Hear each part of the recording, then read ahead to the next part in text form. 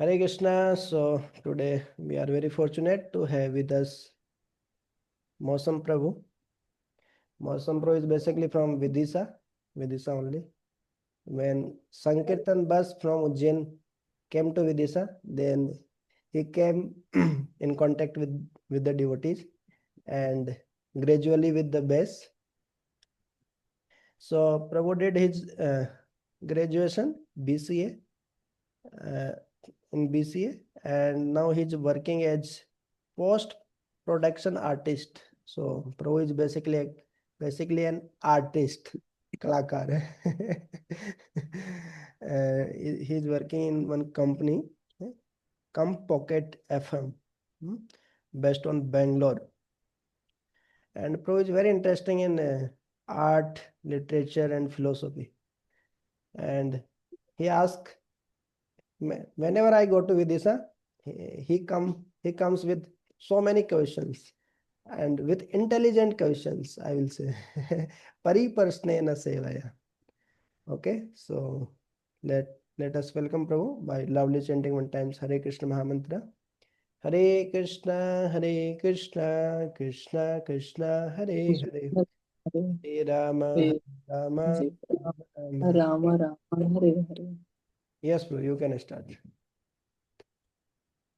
हरे कृष्णा सभी यहाँ उपस्थित सभी भक्तजनों को मेरा दंडवत प्रणाम। तो आज हम अध्याय 2 पे चर्चा करने वाले हैं। अध्याय 2 का 13वां श्लोक।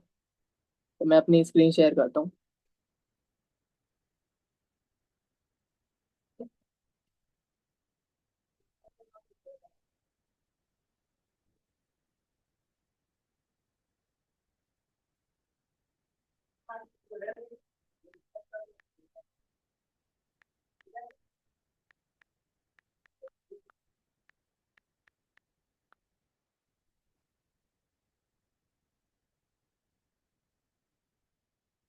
भगवत गीता का दूसरा जो अध्याय है वो मैंने जितना समझा है उसके हिसाब से ये बहुत ही महत्वपूर्ण है, क्योंकि जो भगवत गीता का दूसरा अध्याय है वहीं से श्री कृष्ण जी जो है वो अर्जुन को अपना ज्ञान देने की शुरुआत करते हैं। और पहले अध्याय में जैसा हम जानते हैं कि अर्जुन जब अपने सामने अपने सगे संबंधियों को देखते हैं तो वो अपने कर्तव्य से विमुख होने लगते हैं। तो श्री कृष्ण जी उनको यहीं से शुरू करते हैं बताना। और इसलिए इस अध्याय को सांख्य योग कहा जाता है। और सांख्य का अर्थ होता है गणना करना, यानी समझना। तो हम लोग ये 13वां श्लोक देखते हैं पहले। देहिनो अस्मिन् यथा देहे कौमारं यौवन जरा तथा देहांतर प्राप्ति प्राप्तिर्धीरस्तत्र न मुह्यति। तो यहाँ इसका अर्थ दिया है, as the embodied soul continuously passes in this body from boyhood to youth to old age, the soul similarly passes into another body. At that a sober person is not bewildered by such change. तो यहाँ में समझाया गया है कि किस प्रकार जो जीवात्मा है वो अपने शरीर में भी पहले किशोर अवस्था से युवा अवस्था में और फिर कैसे वृद्ध अवस्था में जाती है। और सांख्य योग की सबसे शुरुआत सांख्य योग इसलिए भी इतना जरूरी है क्योंकि हम देख रहे हैं, क्योंकि यहीं से हमें है ना आत्मा का जो आत्मा का जो सिद्धांत है, जो अवधारणा है, वो यहीं से हमें पता चलती है, और जो कि इस्कॉन में भी बहुत आवश्यक है, बहुत ही इसी पे ही आधारित है। तो आत्मा का जो सिद्धांत है वो हमें यहीं से पता चलता है। और इसमें बताया गया है कि किस प्रकार आत्मा अलग अलग अवस्थाओं में जाती है, और आत्मा ही जो है वो अजर है। अजर मतलब जो मिट नहीं सकती। और यहाँ पे जर का अर्थ बताया गया है जिस प्रकार जो जिसका नाश हो सकता है। तो अजर का अर्थ होता है कि मतलब जिसका कभी नाश नहीं हो सकता। तो यहीं से हमें आत्मा का ये सिद्धांत पता चलता है। A sober person is not bewildered by such change. तो जो एक सोबर पर्सन है, यानी कि जो एक संयमी व्यक्ति है, वो इससे क्या है, इससे भ्रमित नहीं होता है इस बदलाव से। श्री कृष्ण अर्जुन को ये इसलिए बताते हैं, जैसा हम जानते हैं कि वो बताते हैं कि जो वो अपने सगे संबंधियों से लड़ रहे हैं उससे उनका कोई नाश नहीं होने वाला है। और जैसा हम इस पॉइंट में भी अब समझने वाले हैं, since every living entity is an individual soul, each is changing its body every moment, manifesting sometimes as a child, sometimes as a youth, and sometimes as an old man. और किस प्रकार एक जो आत्मा है वो अलग अलग मैनिफेस्टेशंस कर रही है, बच्चे से एक युवा बन रही है, बदलाव ला रही है अपने आप में। Yet the same spirit soul is there and does not undergo any change. मतलब जो आत्मा है वही एक जो है जो बदलती नहीं है, बाकी शरीर तो बदलता रहता है। This individual soul finally changes the body it that transmigrates to another body, and since it is sure to have another body in the next birth, either material or spiritual, there was no cause of lamentation by Arjuna on account of death. तो यहाँ पे ये बताया जा रहा है कि जिस प्रकार जब जो एक आत्मा है उसका तो ये निश्चित निश्चित है कि वो इस शरीर को छोड़ के अगले शरीर में जाएगी, चाहे वो आध्यात्मिक हो चाहे भौतिक हो, किसी ना किसी जगह तो जाएगी आत्मा, और आत्मा तो अमर है, तो यहाँ पे कोई भी दुख का कारण नहीं बनता है अर्जुन के लिए। On account of death neither for Bhishma nor for Drona for whom he was so much concerned, rather he should rejoice for their changing bodies. तो यहाँ श्री कृष्ण कह रहे हैं कि मतलब उसे खुश होना चाहिए इससे, तो बल्कि from old to new one, क्योंकि उन्हें एक नया शरीर मिलेगा, there by rejuvenating their energy. Such changes of body account for varieties of enjoyment or suffering according to one's work in life. So Bhishma and Drona, being noble souls, were surely going to have spiritual bodies in next time. तो जो भीष्म और जो द्रोणाचार्य हैं वो उन्हें कोई ना कोई अच्छा शरीर जरूर मिलेगा, कोई spiritual body in next life, या तो और एटलीस्ट लाइफ उन्हें heavenly body for superior enjoyment, या तो उन्हें कम से कम एक स्वर्ग में एक अच्छा शरीर जरूर मिलेगा। So in either case there was no cause of lamentation, तो यहाँ पे कोई दुख का कारण ही नहीं बनता है। Any man who has perfect knowledge of the constitution of the individual soul, the super soul and nature, both material and spiritual, is called धीर। जिसको इन सब का पता रहता है, जो इन सब को जानता है, सुपर सोल को यानी कि परमात्मा, और नेचर यानी प्रकृति, बोथ मटेरियल एंड स्पिरिचुअल, उसे धीर कहते हैं। और मोस्ट सोबर मैन, जो सबसे संयमी व्यक्ति होता है, such a man is never deluded by the change of bodies. ऐसा जो व्यक्ति होता है वो कभी भी इन सब से भ्रमित नहीं होता है। अब इसके आगे मायावादी सिद्धांत के बारे में बातचीत की गई है। The Mayavadi theory of oneness, जो अद्वैतवाद का दर्शन है उसके बारे में। Of the oneness of the spirit soul can not be entertained on the ground that a spirit soul can not be cut into pieces as a fragmental portion. Such cutting into different individual souls would make the supreme cleavable or changeable against the principle of supreme souls being unchangeable। यहाँ पे बताया गया है कि किस प्रकार जो अद्वैतवाद का जो सिद्धांत यानी मायावाद का जो सिद्धांत कहता है कि सब कुछ ब्रह्मांड है, सब कुछ एक है, जो आत्मा है वही परमात्मा है, सब एक है। और तो इसमें बताया गया कि आत्मा कभी टुकड़ों में नहीं बढ़ सकती। Such cutting into different individual souls would make the supreme changeable, और ये इसको क्या है, बट ये इसको परिवर्तनशील बना देता है, जो कि वेदों के हिसाब से ये सिद्ध सही नहीं है। As confirmed in the Gita, the fragmental portions of the supreme exist eternally. और गीता में भी ये बात स्पष्ट है कि जो श्री कृष्ण कहते हैं कि जो आत्मा है वो शाश्वत है, इटर्नल है, जो हमेशा से थे और हमेशा रहेंगी।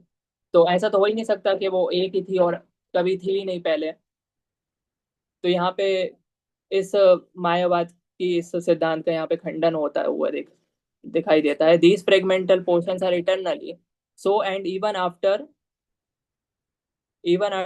after liberation the individual soul remains the same, fragmental, but once liberated he lives an eternal life in bliss and knowledge with the personality of Godhead। और इसमें समझाया गया है कि किस प्रकार जो आत्मा है वो अपने मोक्ष पाने के बाद एक आनंदमय और ज्ञानमय जीवन जीती है भगवान के सानिध्य में। The theory of reflection can be applied to the super soul who is present in each and every individual body. तो ये सुपर सोल की बात यहाँ फिर सो रही। सुपर सोल का अर्थ परमात्मा होता है, जो सबके शरीर में आंशिक रूप में है, इसकी बात की जा रही है। Who is present in every individual body and it's known as Paramatma. He is different from the individual living entity. When the sky is reflected in water, the reflections represent both the sun and the moon and the stars also. The stars can be compared to the living entities, and the sun or the moon to the supreme lord. The individual fragmental supreme spirit soul is represented by Arjuna, and supreme soul is personality of the godhead. They are not on the same level. तो यहाँ पे ये समझाया जा रहा है कि किस प्रकार जैसे जैसे हम है ना प्रतिबिंब देख सकते हैं सूर्य चांद और इन सब का पानी में, उस प्रकार ये नहीं हो जाता कि वो पानी में जो दिख रहा है वही भगवान है। तो भगवान उसी प्रकार सब में उपस्थित होते हैं, सबके अंदर होते हैं परमात्मा के रूप में। और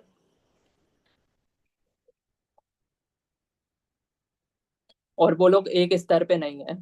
As it will be apparent in the beginning of the fourth chapter, if Arjuna on the same level with Krishna and Krishna is not superior to Arjuna, then their relationship of instructor and instructed becomes meaningless.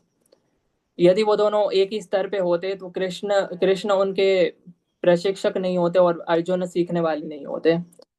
ये तो एक हिसाब से निरर्थक बात हो जाती है यहाँ पर, क्योंकि एक स्तर में कैसे हो सकते हैं जब उस if both of them are deluded by the illusionary energy, जिसे माया कहते हैं, then there is no need of being the instructor and the other the instructed. Such instruction would be useless because in the clutches of Maya no one can be authoritative instructor. लेकिन हम यहाँ देखते हैं कि किस प्रकार कृष्ण कृष्ण भगवान जो है वो एक प्रशिक्षक के रूप में है, एक ऑथोरेटिव इंस्ट्रक्टर, यानी कि एक आधिकारिक आधिकारिक प्रशिक्षक के रूप में अर्जुन को समझा रहे हैं। वो अर्जुन जैसे नहीं है, अर्जुन से अलग है। Under the circumstances it is admitted that Lord Krishna is the supreme lord, superior in the position of the living entity Arjuna, who is forgetful soul deluded by Maya. तो यहाँ पे श्री कृष्ण को अपना पूरा आभास है, सब चीज का पता है, लेकिन अर्जुन ही अकेले ऐसे हैं जो माया में अभी भी फंसे हुए हैं। और इस तरह हम देख सकते हैं कि इस प्रकार वो दोनों अलग हैं, और ये अद्वैतवाद के सिद्धांत के हिसाब से ठीक नहीं बैठता है। फिर इसके बाद इसका अगला श्लोक आता है, मात्रा स्पर्शस्तु कौन्तेय शीतोष्ण सुख दुःखदः आगमा पानी पायेनो अनित्यास्ततान् स्थितितिक्षस्व Bharata. O son of Kunti, the non permanent appearance of happiness and distress, जो कि ये सुख और दुख का जो आपको ये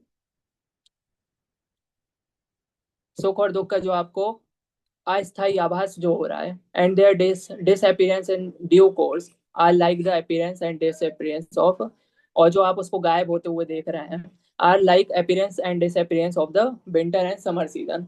ये गर्मी और सर्दी के ऋतुओं की तरह ही है। दे अराइज फ्रॉम सेंस परसेप्शन, और ये हमारी जो इंद्रिय बोध है उसके कारण हमें ऐसा महसूस होता है। O scion of Bharata Bharat, and one must learn to tolerate them without being disturb. और श्री कृष्ण यहाँ उन्हें समझा रहे हैं कि जो आत्मा है, जो मतलब जो एक व्यक्ति है, उसे ये सब कुछ सहन करना सीखना चाहिए, ये सब सहन करना होता है। यहाँ पे हमारा यही धर्म बनता है। यहाँ पे श्री कृष्ण धर्म के बारे में बता रहे हैं उनके कि उनका कर्तव्य क्या बनता है। In the proper discharge of duty one has to learn tolerate non permanent appearance and disappearance of the happiness and distress. According to Vedic injunction, one has to take his bath early in the morning, even during the month of Magh. It is very cold at that time, but in spite of that, who who abides by the religious principle does not hesitate to take his bath.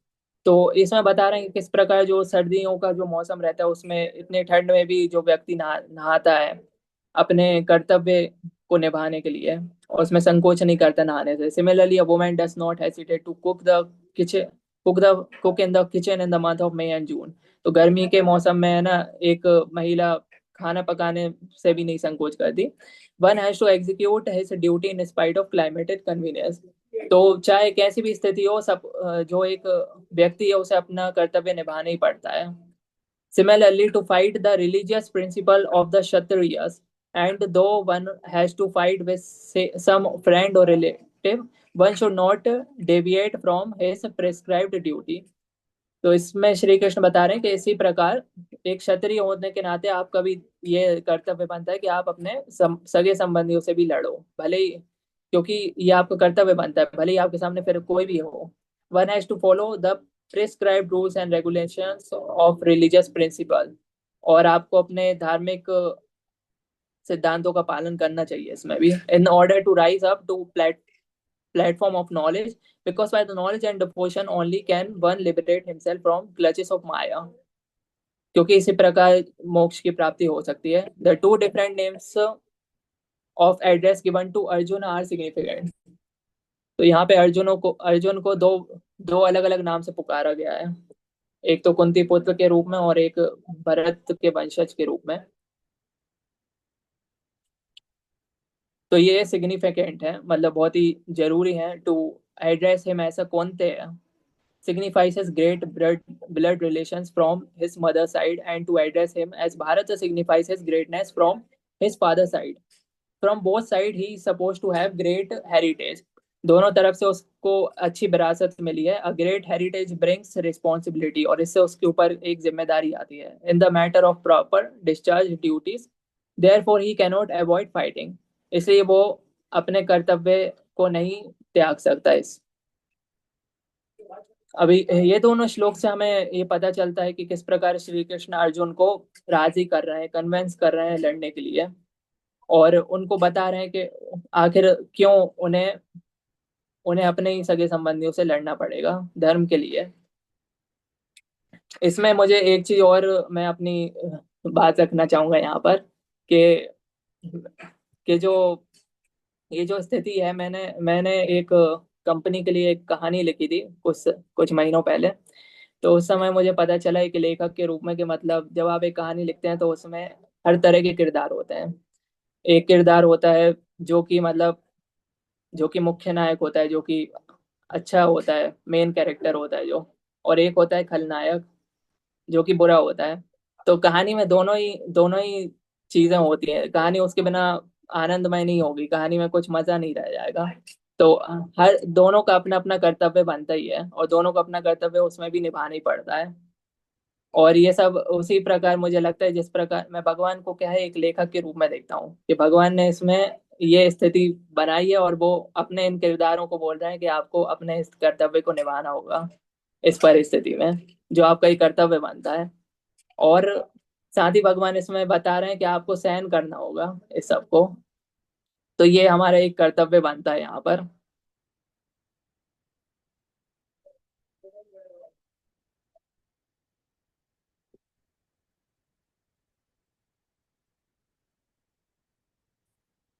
और ऊपर से साथ में हमें ये भी पता चलता है कि किस प्रकार भगवान कह रहे हैं कि जब एक और श्लोक हमने देखा था कुछ आगे है इसके, और उसमें बताया गया था कि किस प्रकार श्री कृष्ण कहते हैं कि अगर अगर इसमें दुख हो भी रहा है तो भी आपको ये सहन करना चाहिए.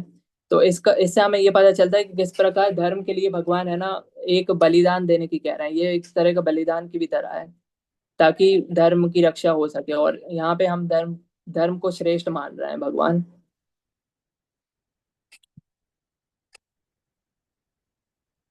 तो मेरी तरफ से अब इतना ही था प्रभु जी.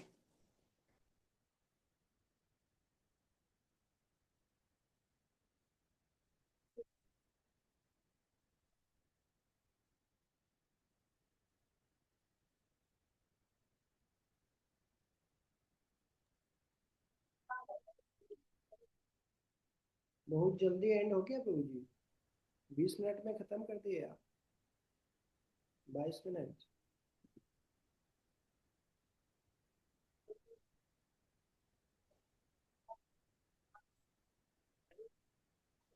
कितना टाइम हो गया?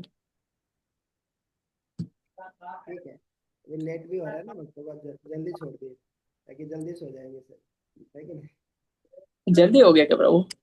हाँ थोड़ा जल्दी, ठीक है कोई बात नहीं. तो मुझे समय का आवाज नहीं था. हाँ, समय का भी आभास नहीं. ये भी एक फीडबैक है. समय पे स्टार्ट करना और समय पे छोड़ दो.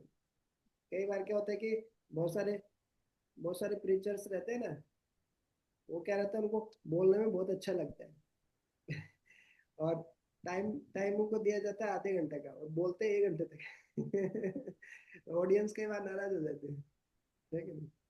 विशेष तौर से मंदिर के ब्रह्मचारी क्योंकि वो डेली डेली सुनते हैं ना।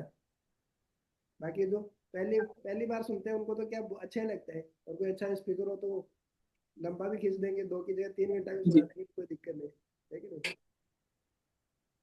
तो जी प्रभु। तो समय का भी ध्यान रखना। एक कोई भी प्रेजेंटेशन में इट्स वेरी इंपॉर्टेंट, है ना, समय का भी हम ध्यान रखते हैं। जी तो ये आपका स्कोप फॉर इम्प्रूवमेंट हो गया, पहले ही आपको स्कोप फॉर इम्प्रूवमेंट दे दिया मैं हम्म, तो आपके कुछ पॉइंट्स लिखा हूं मैं, आपका स्ट्रेंथ एरिया तो मेरे बताने से पहले और कोई भक्त शेयर कर सकते हैं आपको क्या अच्छा लगा, है ना? राठौड़ प्रभु जी, वंशित प्रभु, वीर प्रभु, यशवंत प्रभु, हर्षवर्धन प्रभु, आलोक प्रभु। आप मौसम प्रभु और भी कुछ प्रैक्टिकल पर्सनल रियलाइजेशन बता सकते थे, एक दूसरा स्कोप और इम्प्रूवमेंट है। आपने मैसेज किया था कि मैं कुछ, जी प्रभु। हाँ, आपने ये बहुत अच्छा लगा मेरे को, जो कंपनी वाला बताया ना कि एक लेखक के रूप में एक स्टोरी राइटिंग में किया, तो उसमें विलन भी होना चाहिए, हीरो भी होना चाहिए, करेक्ट, जी प्रभु। तभी मजा आता है। तो ऐसे ही सुख के साथ दुख भी होना चाहिए, भौतिक सुख नहीं तो भौतिक सुख मिलेगा ही नहीं, वो भौतिक सुख जैसा लगेगा ही नहीं। ठीक है, आध्यात्मिक आनंद अलग है, आध्यात्मिक सुख अलग है, लेकिन भगवान ने ये जो सृष्टि की है इसमें मतलब भौतिक दुख के साथ भौतिक सुख भी बनाए है ना ताकि अ, दोनों दोनों का टेस्ट मिल सके इस तरीके से। तो भौतिक दुख नहीं होगा तो भौतिक सुख सुख जैसा लगेगा ही नहीं, है, या भौतिक सुख ही रहेगा तो, है ना, तो भौतिक दुख ही रहेगा तो फिर, है ना, सुख की अनुभूति नहीं होगी, ऐसा भौतिक सुख। और कोई भक्त बताना चाहते हैं तो शेयर कर सकते हैं। पहले पहले कोई एक अच्छा है ना, अच्छा पॉइंट बता सकते हैं, उसके बाद में आपको कुछ लग रहा है इम्प्रूवमेंट वाला जिसमें सुधार की गुंजाइश है, तो वो भी बता सकते हैं। वो भी क्या हेल्प करेगा ना, अगली बार प्रेजेंटेशन देंगे तो और अच्छे से देंगे, ऐसा है कि नहीं जी हाँ, फीडबैक दे सकते हैं। हाँ, आज समय बहुत है फीडबैक देने के लिए। अपनी अनुभूति भी बता सकते हैं आप कोई पॉइंट ऐड करना चाहते हैं तो वो भी ऐड भी कर सकते हैं कि इससे रिलेटेड ये भी बताया जा सकता है, ऐसा भी बता सकते हैं। ऐसा नहीं कि मतलब हम बहुत लिमिटेड कर दिए हैं, सीमित कर दिए हैं, ऐसा नहीं, उदार चरिता नाम जो बताना चाहिए सब बता सकते हैं। कोई पॉइंट जोड़ना हो आपको, कोई पॉइंट अच्छा नहीं लगा हो या कोई पॉइंट अच्छा लगा हो, है, कुछ भी बता सकते हैं। क्या ये भी एक कला है, फीडबैक फीडबैक देना भी एक कला हरे है। कृष्णा प्रभु जी। जी हरे कृष्ण। दंडोत प्रणाम। मौसम प्रभु जी का प्रेजेंटेशन बहुत अच्छा लगा। इनकी हिंदी और अंग्रेजी दोनों ही दी बेस्ट है। हिंदी भी बहुत अच्छा बोल रहे हैं और अंग्रेजी भी उतनी ही अच्छी। खास करके जैसे बताया इन्होंने कि माता जी खाना पकाती है तो चाहे गर्मी हो लेकिन फिर भी वो अपने कर्तव्य से विमुख नहीं होती है, परवाह नहीं करती है कि मौसम कैसा है, कैसी परिस्थिति है। और वैसे ही चाहे ब्रह्मचारी हो, उनको 3 बजे उठ करके स्नान करना है, ठंड का समय है तो भी ठंडे पानी से नहाए। मतलब केवल व्यक्ति अपना कर्तव्य कर्म यदि याद रखता है तो परिस्थिति चाहे जैसी हो, वह परिस्थितियां चुनौती नहीं बन सकती उनके सामने। ये एक बहुत अच्छी बात बताई। और बहुत अच्छे आर्टिस्ट भी हैं। तो कुल मिलाकर के प्रेजेंटेशन तो मुझे बहुत अच्छा लगा। और धारा प्रवाह शैली थी इनकी भी, बिल्कुल कंटिन्यूअली जो है ये चलते रहे। अच्छा बताया। दंडवत प्रणाम। धन्यवाद प्रभु। थैंक यू प्रभु। वो क्या होता है ना, एक हीरा दूसरे हीरो को पहचान लेते हैं ना, धारा प्रवाह से ले अरे ऐसा तो कहीं नहीं। ये तो ना क्या है कि आप पारस हो, हम लोहे भी संपर्क में आकर के क्या बात है। कुछ आभा प्राप्त कर रहे हैं, क्या चमक क्या प्राप्त कर रहे हैं, निखार आ रहा है। हाँ, क्या एनालॉजी, एनालॉजी मास्टर, आप तो टीचर है ना, एनालॉजी देने में एक्सपर्ट हो गए उपमा उपमा देने में कुशल हो गए। हम्म। ओके, और कोई अरे बात? धन्यवाद। प्रभु जी। जी प्रभु जी। Thanks। और कोई पॉइंट ऐड करना चाहते हैं प्रभु राठौड़ प्रभु जी? और कोई पॉइंट आपको लगता है इसमें और कोई पॉइंट बताया जा सकता था? आपने कुछ पढ़ा हो ऐसा रामचरितमानस इधर उधर से, कोई और शास्त्रों से पढ़ा हो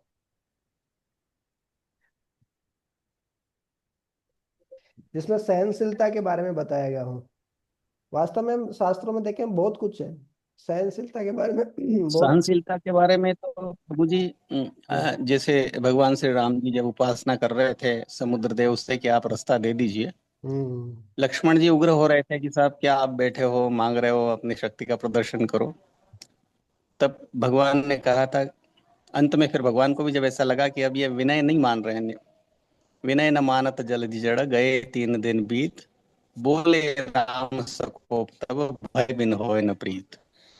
तो वाकई में सही बात है कि बिना भय की भी प्रीति होती नहीं है। जहाँ जो चीज की आवश्यकता होती है उसका उपयोग अनिवार्य है। और भगवान श्री कृष्ण ने श्रीमद् भगवद गीता में भी यही बताया है कि उन्होंने भी पहले पांडव कौरवों को समझाने का बहुत प्रयत्न किया, 5 गांव मांगे, बहुत यत्न करा उन्होंने, लेकिन वो दुष्ट लोग मान ही नहीं रहे थे। तो अंत तो गत्वा भगवान को ही सरेंडर करना पड़ा। एक प्रकार से हम सरेंडर करते हैं, लेकिन उनको सरेंडर करना पड़ा कि अब मैं नहीं समझा सकता। वैसे जैसे तुलसीदास जी ने कहा कि विन फूलई फरई न वेत यद्यपि सुधा बरसई जलद, मूरख हृदय न चेत जो गुरु मिले विरंची सम। यदि स्वयं ब्रह्मा या सरस्वती भी उपदेशित करे और जो मूर्ख है, जिस तरह से फूलई फरई न बेत, जो बेत होता है, जो सूखा ठूंठ होता है, लकड़ी होती है सूखी, उसको यदि यद्यपि सुधा बरसई जलद, जल अर्थात बादल बदे उस पे पानी के बजाय अमृत की वर्षा क्यों न कर दे, लेकिन फिर भी वह हरा भरा नहीं हो सकता, वो फल फूल नहीं सकता। उसी प्रकार से मूर्ख व्यक्ति भी, उसके हृदय में भी चेतना ज्ञान की प्राप्ति नहीं हो सकती यदि स्वयं ब्रह्मा भी प्रकट होकर के उन्हें समझाए। और वही भगवान श्री कृष्ण ने भी कहा है कि इदम तेना तपस्काय ना भक्ताय कदाचन न चाश्रूषवाच्यम न च माम युभ्य श्रूयति। ऐसे व्यक्ति को सुनाने का, उपदेश देने का कोई अर्थ नहीं होता है। तो ये भी एक सहनशीलता वाली बात है कि एक स्थिति में आकर के व्यक्ति को फिर अपने सारे उपाय जब वो निरर्थक हो जाते हैं, तो फिर उसको छठी इंद्री वाला प्रयोग करना ही पड़ता है। फिर कुल मिला करके उसे जो चीज नहीं करना चाहिए, अर्थात क्रोध या शस्त्र नहीं उठाना, वो भी उसे अंतोगत्वा करना पड़ता है। जय जय। तो इसका एक डीपर मीनिंग है सहनशीलता का। सहनशीलता का अर्थ ये नहीं कि मतलब कुछ भी, कोई गलत भी हो रहा है, कोई सुन भी नहीं रहा तो केवल सहन करते जाए हम, है ना। एक्सप्लॉइटेशन होना वो भी सहनशीलता नहीं है? तो सहनशीलता की मतलब डेफिनेशन क्या बहुत ब्रॉड हो सकती है ना, व्यापक हो सकती है। केवल मतलब हम सोचे कि केवल सहन करना, वो भी हो सकता है। मतलब जैसे एक स्टोरी आती है कि, स्टोरी ने एक पास टाइम एक घटना है कि एक व्यक्ति को, एक साधु व्यक्ति कहीं जा रहे होते हैं तो उनको कोई बिच्छू काटता है। तो जैसे काटता है वो उनको फिर वापस वहीं पे है ना, वापस उनको अपनी स्किन से हटा के वापस दूर कर देते हैं। फिर अपना ध्यान ध्यान करना शुरू कर देते हैं, फिर आके काट लेते हैं फिर उसको दूर करते हैं, है ना। तो फिर क्या होता है, ऐसे बार बार जब होता है तो एक पास में व्यक्ति रहते हैं, बोले इतनी सहनशीलता दिखाने की क्या जरूरत है महाराज, है। तो महाराज बहुत अच्छा उत्तर देते हैं कि देखिए, इस बिच्छू का स्वभाव है काटना, और ये काटना नहीं छोड़ रहा है, ठीक है। और साधु का स्वभाव है माफ करना, तो मैं क्यों उसको माफ नहीं करूं भले कितनी बार भी काटे तो इस तरीके से सहनशीलता की चरम सीमा है ये। तो इस तरीके से क्या शास्त्रों में दोनों देखने को मिलते हैं। इसी कारण शास्त्रों में क्या एक एक नहीं बोल सकते कि भैया यहाँ तक आपको सहन करना है, इसके बाद आपको ये कर देना है, या फिर आपको सहन करना ही नहीं, या आपको बिल्कुल सहन ही करना है एकदम। तो हर प्रकार के उदाहरण देखने को मिलते हैं, हर काल परिस्थिति के, वो एक कॉन्टेक्स्ट पे डिपेंड करता है। अब जैसे भगवान श्री राम का था, अब प्रार्थना किए, उनसे निवेदन किए, है ना। फिर होता है प्रैक्टिकली भी, हम व्यवहारिक जीवन में भी देखते हैं, भय बिनु होए न प्रीत। तो प्रभु ने बहुत अच्छा बताया रामचरितमानस से, और सेम टीचिंग देखिए भगवद गीता में भी है, क्योंकि शिक्षा तो शास्त्र, दोनों तो शास्त्र ना। तो बहुत अच्छा लगा, क्योंकि एक क्लास करवानी पड़ेगी, है ना, रामचरितमानस पे स्पेशली। और रिलेट करके भी बता सकते हैं, भगवद गीता से रिलेट करके भी बता सकते हैं, तो और भी इंटरेस्टिंग होगा। हाँ, तो ये पूरा श्लोक है ना रामचरितमानस में क्या प्रभु चौपाई रहती है ना, कि दोहा बोलते हैं कि चौपाई? ये दोहा है प्रभु जी, जो विनय न मानत जलित जड़ गए 3 दिन बीत, बोले राम सकोप तब होए भय बिन होए न प्रीत। हाँ, दोहे का ये रहता है कि जो मात्राओं का। अंतिम चरण, जो 4 चरण होते हैं, विनय न मानत जलधि चरण पहला चरण, गए 3 दिन बीत दूसरा चरण, बोले राम सकोप तब तीसरा चरण, भय बिन होए न प्रीत चौथा चरण। दूसरा चरण और चौथा चरण की जो तुकबंदी है वो मिलती है लास्ट में, लास्ट के जो दोहे में। वर्ण वर्ण जो जी है वो मिलते जी हैं। जी। और हम्म, दोहा बिल्कुल मुक्त वो छंद साइनोम, जी क्या साइनोम्स बोलते हैं ना उसको इंग्लिश में, सेम। फ्री वर्स कहते हैं शायद प्रभु जी। जी। मुक्त तो छंद को फ्री वर्स। जी जी जी। तो वो उसमें एक तो जो दूसरा चरण और चौथे चरण में तुकबंदी, जिसको हिंदी में तुकबंदी कहते हैं, हम्म, कि लास्ट का वर्ण जो है वो सेम होता है, प्रोनाउंसिएशन सेम होता है, समान ध्वनि, सिमिलर साउंड, सिमिलर साउंड। तो वो, और इसमें एक नियम ये है कि दोहे के प्रथम और तृतीय चरण में 13-13 मात्राएं होती है, और द्वितीय और चतुर्थ चरण में 11-11 मात्राएं होती है। मतलब कवियों ने जो रचना करी वाकई में कमाल की है, कि मात्राओं की गणना भी जो है उस अनुरूप होती है। चौपाई में भी हम्म, 4 चरण होते हैं, हम्म, जिनमें 16-16 मात्राएं होती है, यदि अपन गिन करके देखते हैं एग्जैक्ट निकलती है। हाँ, दोहा का उल्टा सोरठा होता है, जो मैंने दूसरा बोला था वो सोरठा था, जिसमें ये था कि फूलई फरई न बेत यद्यपि सुधा बरसई जलद मूरख हृदय न चेत जो गुरु मिले विरंचि सम। ये सोरठा है। तुलसीदास जी ने सोरठा, दोहा, चौपाई अ, सभी का उपयोग किया है रामचरितमानस में। सोरठा दोहे का ठीक उल्टा होता है। मतलब अगर सोरठे को हम पलट दें, दूसरे ग्यारह चरण को तेरह पहले चरण में ले आए और चौथे को तीसरे में ले आए, तो वो दोहा बन जाएगा। मतलब 11 13 और 11 13 ऐसे मात्रा है। जी जी जी जी, 11-13, 11-13 जी। और चौपाई में 16-16 मात्राएं होती है। जी जी। मैंने वो एनसीईआरटी में क्या हमारे भी दीर्घ था, मात्रा को, 7th 8th क्लास में जी पढ़ा था, जी, बहुत समय हो गया भूल गया। बिल्कुल जी। तो आप, अनटच हो जाती चीजें। आपकी कभी कक्षा, एक विशेष कक्षा आपके रखवा लेंगे इसमें, तो क्या सबको थोड़ा बेसिक बेसिक आइडिया हो जाएगा, ये भी होना जरूरी है ना? ओके ब्रो जी, बहुत बहुत कुछ धन्यवाद। खास तो नॉलेज नहीं है अब मुझे, लेकिन जो भी थोड़ा बहुत कर पाता हूँ। मानस का आपको अच्छा है, रामचरित मानस का। तो उसमें क्या गीता भागवत में तो हम कर ही रहे हैं, जैसे मैं भी भागवतम में भी भक्ति वैभव चल रहा है, तो भागवतम के श्लोक, भगवत गीता ये सब हो जाता है, ईशोपनिषद है, नेक्स्ट उपदेशामृत है, ये सत्संग, ये तो सब हमारे। सुंदरकांड में सत्संग के, जी जी, जी प्रभु जी, सुंदरकांड का कुछ बता रहे थे? सत्संग के बारे में, सुंदरकांड, सत्संग के बारे में बहुत महिमा बताई सुंदरकांड में भी। अच्छा अच्छा। हाँ। तात जी। तात स्वर्ग अपवर्ग सुख धैर्य तुला एक अंग, तूलन ताहि सकल मिली जो सुख लव सत्संग।